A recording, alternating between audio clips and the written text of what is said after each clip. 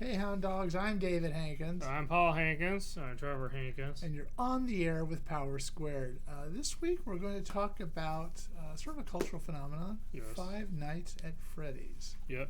Yes. Which is a video game, graphic novels, and movie, right? Yeah. Okay. So you guys are the ones that have played the game.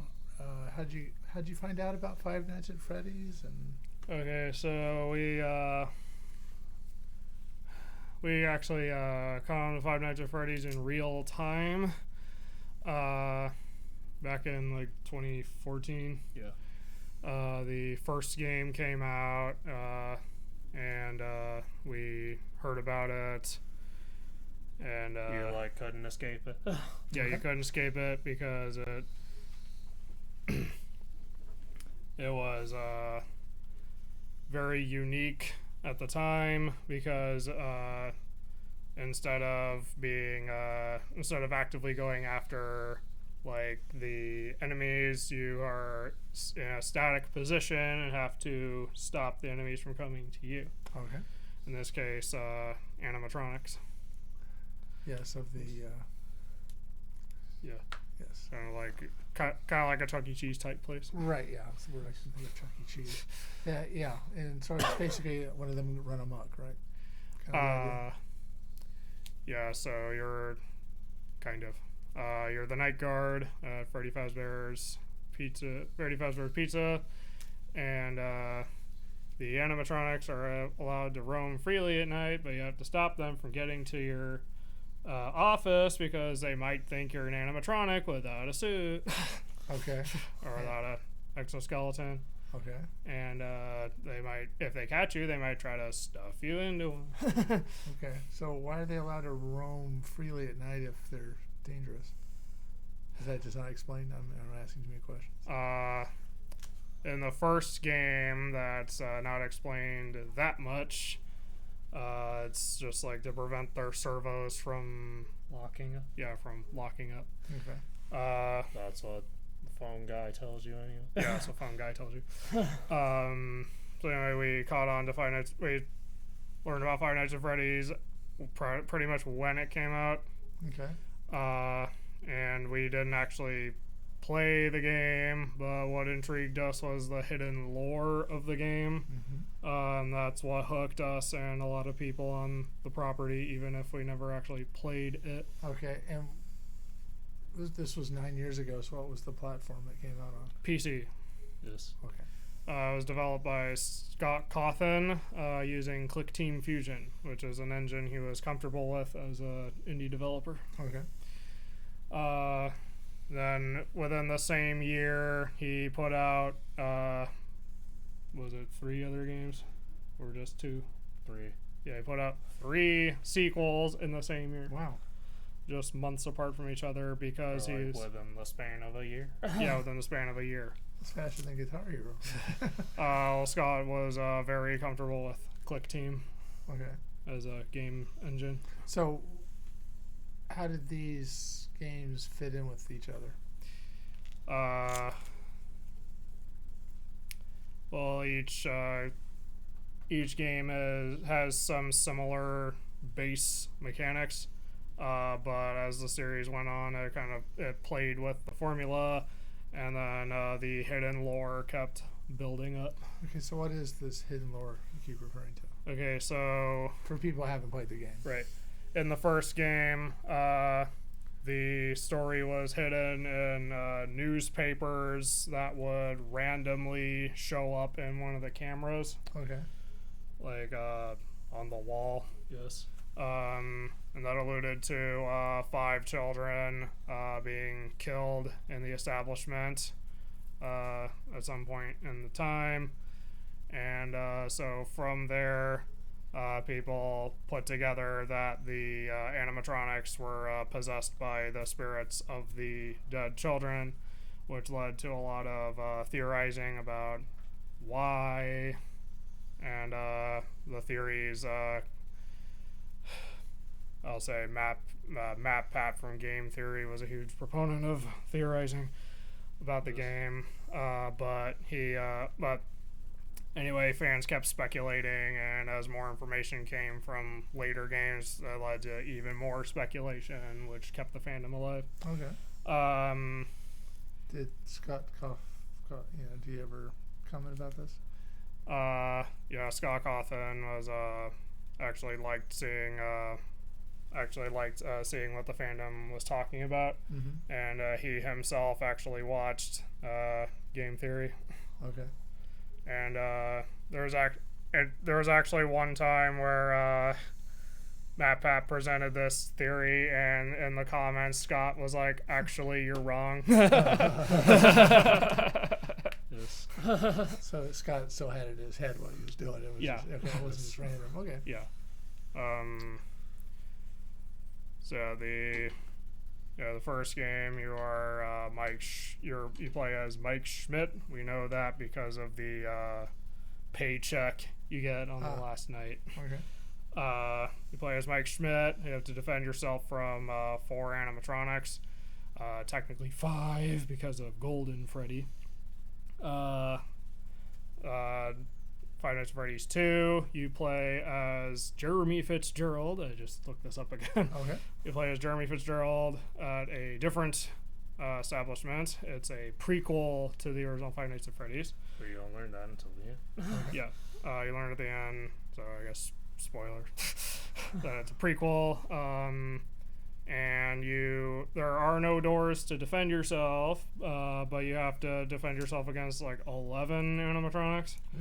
Yeah. At least. Is this a different? It's not another Freddy restaurant. It's a whole different one. It's a different. It's another Freddy's. Okay. Yeah, it's another Freddy's establishment. I'm just trying to figure that. Alright, so then Five Nights at Freddy's 3 takes place after the original. Takes place in the future. Yeah, in the future. The establishment was turned into a horror attraction. And once again, there are no doors, but you only have to defend yourself against one animatronic. Okay. Who is... I guess it's not really a spoiler at this point, right? Right. It was, I guess, it was in the movie. The animatronic you defend yourself against is Springtrap, who is revealed to be the murderer. Okay. That's kind of a spoiler. Anyway, the murderer that the lore was built around. Okay. He's been all 3 games. He's been behind all the killings. Yes. Okay. In some form or another. I feel like I could say that was in the movie because Springtrap appears in like the trailers and stuff. Yeah. So then Five Nights at Freddy's 4, which was the last of the Click Team era. Okay. You can divide the games into eras. Yes. Okay. Anyway, the last of the Click Team era, Five Nights at Freddy's 4. That's when the lore started to get a little muddy. Scott Cawthon refuses to explain how exactly it fits into the timeline. Okay. Yeah. But you buy it because you love the games. Yeah. So then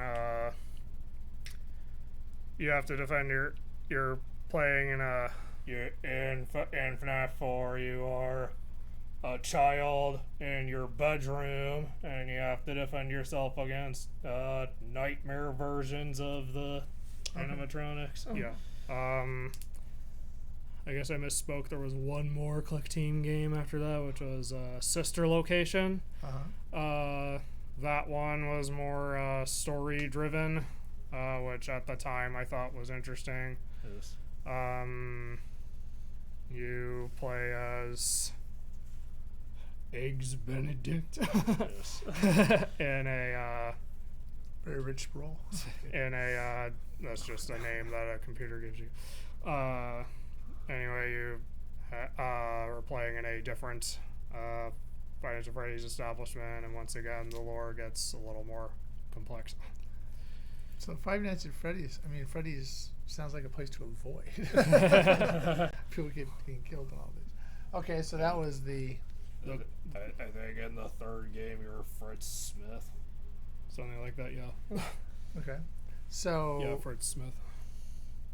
he Let's go moved with that. from it to another software. Okay, so Then after Sister Location, there was Pizzeria Simulator. yeah, Pizzeria Simulator.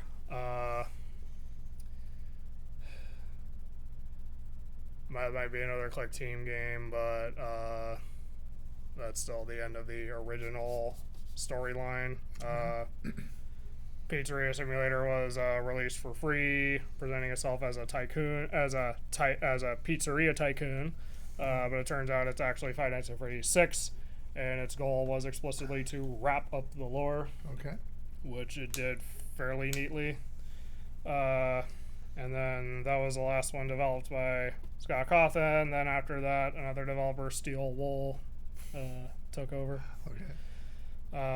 There was VR help. They made VR Help Wanted. There was also AR Special Delivery. AR Special Delivery, which might have been handled by another developer, and Security Breach.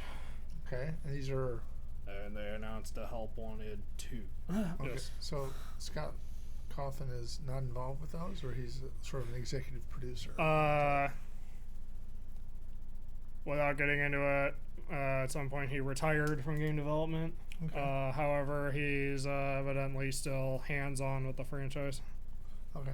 That's Like, it's his franchise. He just doesn't do the day-to-day. Yeah, he's just not making the actual games himself anymore. Wow, must be nice. Yeah.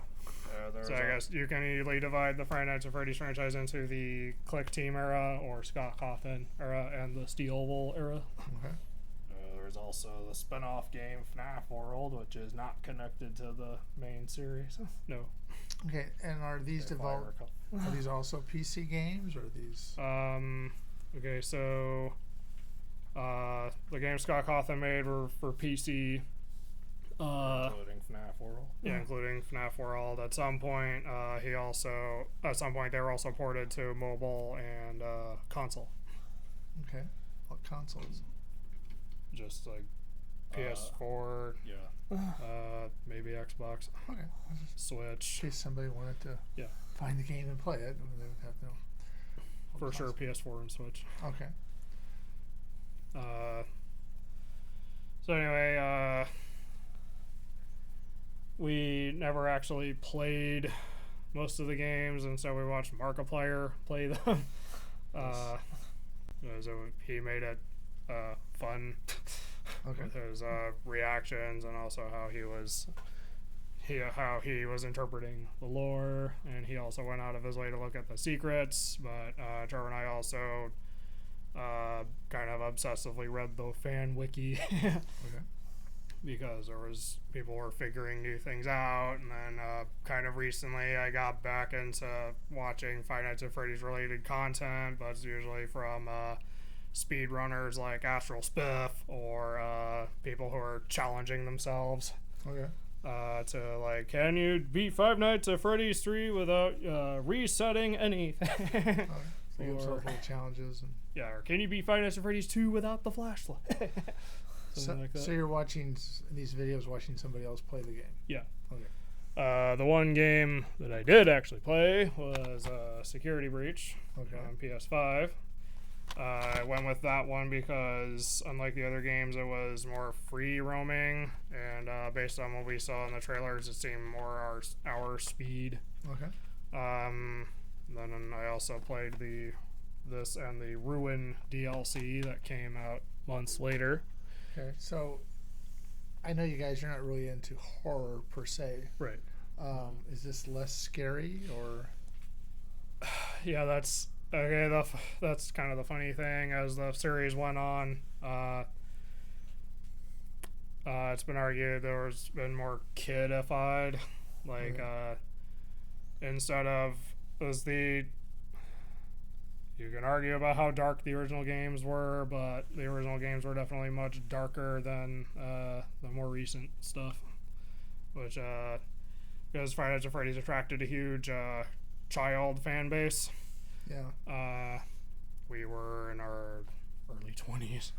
anyway, attracted a large child fan base, and so over time, it's kind of been gradually kidified to appeal more to the younger audience.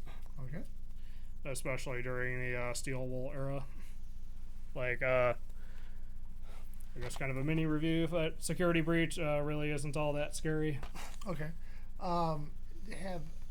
Not that I expect you to be experts, but do you know if have the sales gotten bigger on the Steel Wool, or It's still a very popular franchise. Okay, so all right, so it's just kind of maintained a popularity. Yeah. Okay. To answer your question you had earlier relating to the Steel Wool games. Special Delivery was a mobile game. Okay. I say was because they kind of stopped updating it. Help Wanted was made for PlayStation VR. Okay. And Security Breach was made for console and PC. Okay. So, I guess an actual mini review of Security Breach. The storyline made absolutely no sense. There were gameplay issues, like I once got caught in an infinite loop that got patched later, like an infinite death loop. The jump scares are effective for like 5 seconds, but then they just get frustrating to see. Right. And the one thing that really helps Security Breach, however, is the graphics and the art direction. If the Mega Pizzaplex was an actual place, I'd honestly want to go. Okay. And the only good thing about real good thing about the writing is that the animatronics actually have unique personalities. Okay. Those are good. You can probably see by the shirt. Like the franchise. Yeah, I'm a fan. Anyway, my favorite character and other people's favorite character was Roxanne Wolf, to the point where I got this U2s of her. Okay. So besides merchandise like this, Yeah. it's as with anything that's popular, there's more than just the original platform or video game or whatever. So, do you know anything about those? Yeah, okay, so at some point, while Scott Cawthon was still developing the games, he started putting out novels. There's a novel trilogy, Silver Eyes, Twisted Ones. and Fourth Closet. So,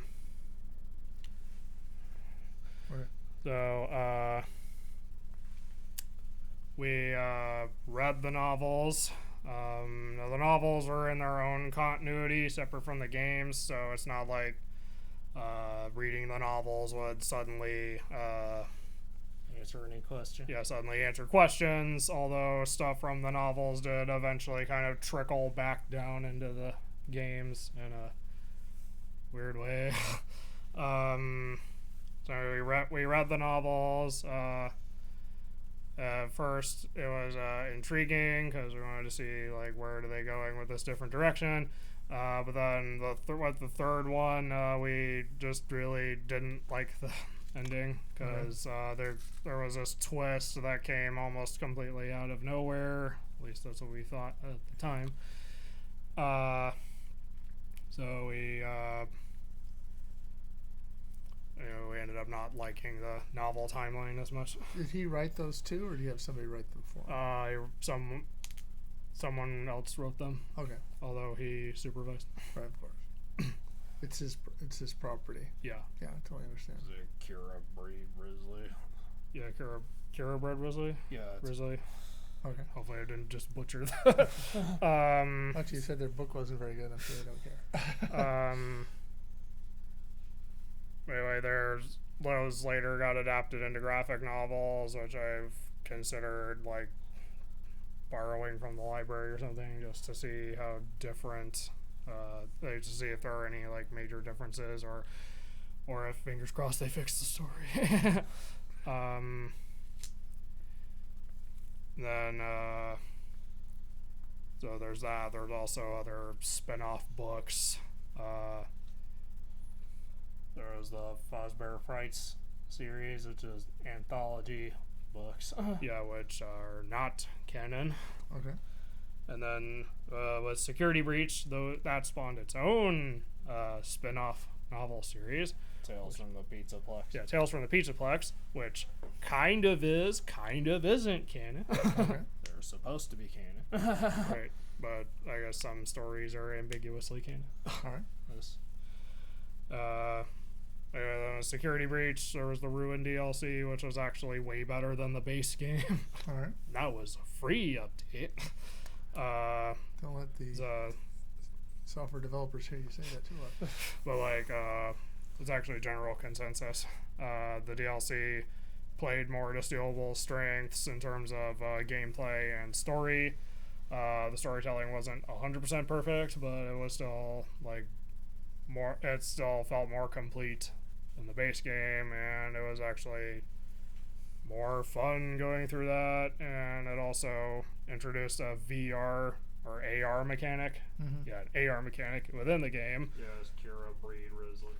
Kira Breeders. Anyway, they introduced a new AR mechanic within the game that was actually unique, and they played around with it in interesting ways. Okay, so you were referencing a book, The Ultimate Guide. Yeah. So, we got this. This is the only like guide book that we got. And that's because they're in Help One and special delivery, I should say. There were emails that your players were supposed to be able to see that were canon to the lore. Mm-hmm. Unfortunately, the game is pretty much dead, so players never got to see those emails, and those emails were Captured. yeah, they're preserved in the book. Okay. So that's one reason to own the book. Okay. So, I guess unless there's something else, the biggest development, of course, is making a movie out of it. Yeah, that would be the next thing. Okay. Now, I remember being in the audience, and obviously people have been waiting a long time for this. Yes. So, and It was announced when the franchise was like a year old. yeah, Okay. so we've been waiting like 8 years for this movie. okay, so you know something about the development or lack of development of the movie. You want to talk about that? Because there were some movies that came out that are similarly. Yeah, so the reason the movie didn't get made for so long was because Scott Cawthon had final say on the script, and he wanted a script that he was good with. Okay. It just took him that long to be satisfied with the script. Yeah, so first it's going to be under Warner Brothers, but they wanted to do stuff with it that he wasn't comfortable with, so he That left. fell through. He took it to Blumhouse. Yeah, where it remained in development hell for a few years until Scott actually put up this, I think, Reddit post about all the different script versions that he went through, and then at the end he revealed that he had finally found a script he was satisfied with. So then I think months later, the movie finally just got it to filming. Okay, so when it left Warner Brothers, Yeah. Warner Brothers wasn't done with the idea, No. and they took other characters that they owned. The Banana Splits, and they announced shortly after they lost the Final Fantasy license. By shortly, I guess I mean within a few months. They were like, "Hey, Banana Splits horror movie," and we weren't the only ones who were like, "Wait, that's real." After like a day passed, Yeah. like, haha, great joke, and then, oh wait, you're serious? 'Cause I don't think the Banana Splits were animatronic. No. They were supposed to be, No. just banana They splits. just are. Yeah. So, so they turned them into animatronics, and it's kind of a similar plot. They're killing people at At a film studio, right. Yeah. So- in the middle of Nowhere. nowhere. Which is where all the film studios are. for legal reasons, I would probably say it's speculated to have been based on a scrapped Five Nights at Freddy's Right. script. Yeah. because it's very similar in some ways. Yeah. And then there were other, which we watched and Didn't really like. yeah, it wasn't really that good. And there was another movie that you guys watched recently. Yeah, Willy's Wonderland. That was that's also killer animatronics in a Chuck E. Cheese type place. Now they say that they didn't take influence from Five Nights at Freddy's, but who knows? Yeah, it's hard to imagine they weren't aware of the franchise. Yeah. Now we ended up kind of enjoying Willy's Wonderland, but mostly because delivered on its promise of Nicolas Cage single-handedly bodying animatronics. Yes. And he doesn't say a word throughout. Yeah, he, as a personal challenge to himself, he didn't say a single word. Okay. Yeah, I was gonna ask something and I forgot what it was, but okay. So they finally made Yeah. Five Nights at Freddy's into a movie. Yes, which is once again a new continuity. Yeah, so it's. I mean, part of this is some of the story. Obviously, the killer animatronics is from the game, but Yeah. what parts are from the game and what parts are new? The pizzeria, the pizzeria including its layout, the animatronics including their exact designs, Yes. Mike Schmidt existing, Okay, he's the guard. yeah, and the child murder. Okay, They also inserted Vanessa from Security Breach. okay. So she, Yeah. she's the policewoman. Yeah, Is she a policewoman in Security Breach? in Security Breach, she is the security guard, although she's an antagonist who barely shows up. Yes. So they expanded on her part, obviously. Yeah. For this movie. Okay. And then they added in sort of Mike having a family, Yeah, which was a younger sister and an evil aunt. yeah. Yes. So, and we'll go beyond that and tell the story, but yeah, okay. So you liked the movie? Yeah, so since we're fans going in, I guess you could say it got us good. It was kind of it was kind of what I was expecting.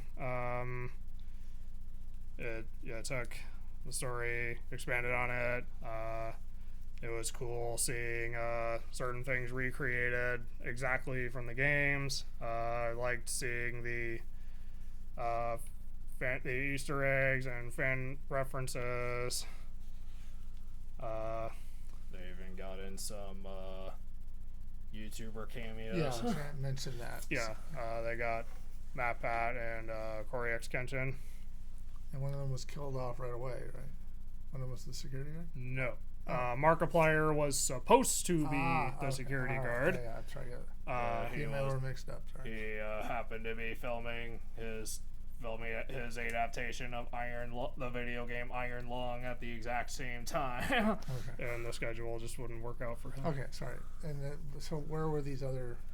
Okay, Who were the cameos? all right, so Matt Pat was a waiter at the diner. Okay. He even Diner Sparkies. yeah, as a fandom nod. And Matt Pat even says his "that's just a theory" catchphrase. And Corey X Kenshin was the taxi driver. All right. Yeah, he had a funny part. Yeah. And there are other cameos on they're like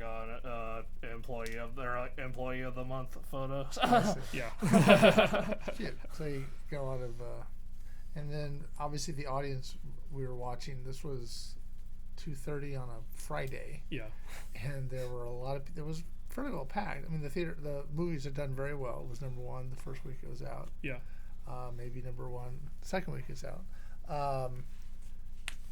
And you could tell that they were really into the movie, and they were there was some song which I could barely hear in the movie, and they were like singing along to it. Yeah, in the end credits, they played the song Five Nights at Freddy's by Living Tombstone, which was one of the earliest fan songs, made like 3 weeks into the game's existence.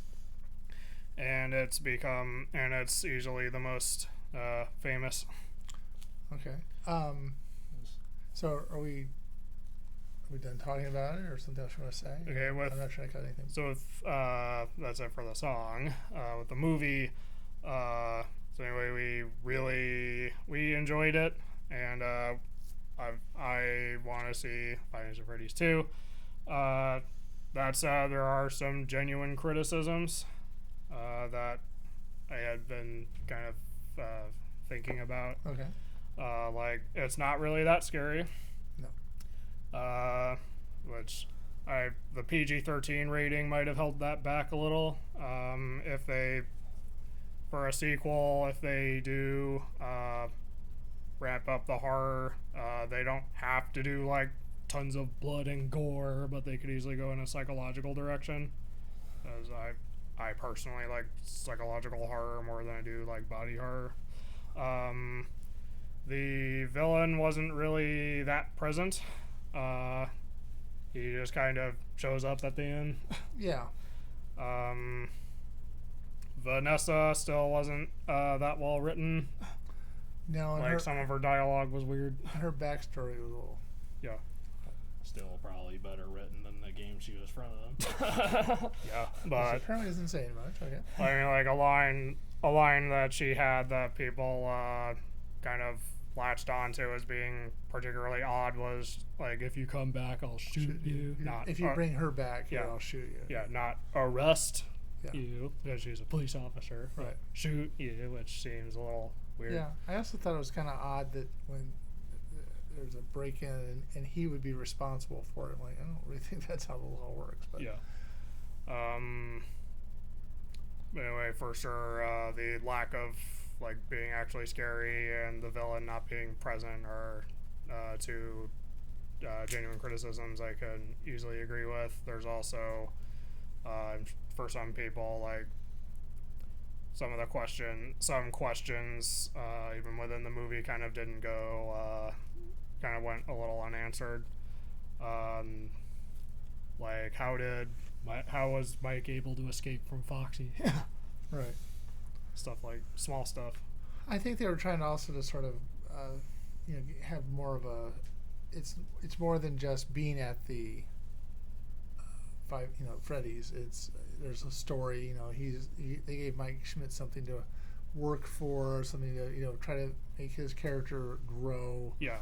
They were trying to actually make a story out of it, not Yeah. just a fan story, but more of Yes. So even kind of divorcing it from the original games, I still liked, for the most part, what they did with the movie, and I would definitely want to see a second one. Right. But One thing I would give the movie credit for is that it actually does span 5 nights. Right. yes, I actually mentally kept track. It really was 5 nights, and So you can trust the title. so yeah, like I said, I liked it. I would definitely watch the sequel, and I might even want to watch the original again anyway. Okay. Partly to see if certain things from our specific experience aren't actually present Okay. otherwise. Like Alright. the stuttering that happened in our print. Oh yeah. Yes. During when we were watching it, I assume it was a digital presentation, and there was Yes. there was stuttering sometimes. Yeah. More noticeable to you guys than I Yeah. thought. Maybe it was part of the story. How It was oddly appropriate, Yeah. but it was still weird. Yes. so yeah, it was not a perfect presentation, Yeah. but it's cheap theater. Yeah. Let's see that. All right. Besides watching and playing the games, has there been any influence on you as a writer? Sort of. The story of Security Breach, because of how kind of rushed that was. It made me think about, like, what would I do with this? And then at some point I also thought about the angle, like, why does something in a place like this have to be a horror story? So in my head I came up with kind of a story related to that The idea. Yeah. Okay. I'm just, get it out there. So it did have kind of an influence, whether intended or not. Have you been drawing scary animatronics or anything? I have thought of some animatronic related stuff. So this is an influence on both of you. Yeah. All right. Anything else you want to say about the franchise? Out of all the mascot horror games that Five Nights at Freddy's ended up inspiring, that sort of started the whole thing, or that whole subgenre of indie horror. Five Nights at Freddy's is still like the one series I usually keep thinking about and keep going back to because it's fascinating in more ways than one, and there's always some new angle that makes it enjoyable. I think you mentioned earlier, like days ago, but the animatronics being evil kind of goes back to Westworld. Yeah. Yeah, Westworld is an early example of like evil animatronics. I wonder if Westworld the movie, not Westworld the TV show. that's the old 80s, I think. With Yul Brynner. Yeah. I would just be curious if there was something before that. I mean, I don't know, but I'm just curious because I can't believe that would be first time. I clarified that for. Oh yeah, that's fine. Yeah. But not this. The series has almost like nothing to do with. Clarifying that for the audience. Ended up not having anything to do with it. I'm not sure. Yeah. I'm sure maybe there is. I just don't know. I would almost guess like one of the old serials or something. When they were having robots and things like that. So yeah. But okay, just thought we'd throw it out there. Yeah. And you've reviewed the movie. Have you reviewed the game? Yes, I've reviewed Security Breach, which is actually, when I reviewed Security Breach, that was based on the fact that while I was 100%, I got 100%, it was not completely worth it. But when I was getting 100%, it updated twice on me, so I got to play with 3 different patches. And you've reviewed the movie, and these were both reviews are on Trophy Unlocked. You also reviewed the DLC. Yeah, the Ruin DLC. Okay. So anyway, trophyunlocked.blogspot.com. All right. In case you want to find out what you really think. Yeah. All right. Anything else, or does that kind of cover it? I think that's it. Okay. So, if you're watching this on YouTube later and you liked this, leave a like, subscribe if you want to see more, and leave a comment below if you have your own opinions on Five Nights at Freddy's, or gently tell me if I got anything wrong about the extensive lore. So we are not experts. All right. So we just pretend to be on a podcast. We're not super experts anyway. So until next time, I'm David Hankins. I'm Paul Hankins. I'm Trevor Hankins. And you've been on the air with Power Squared.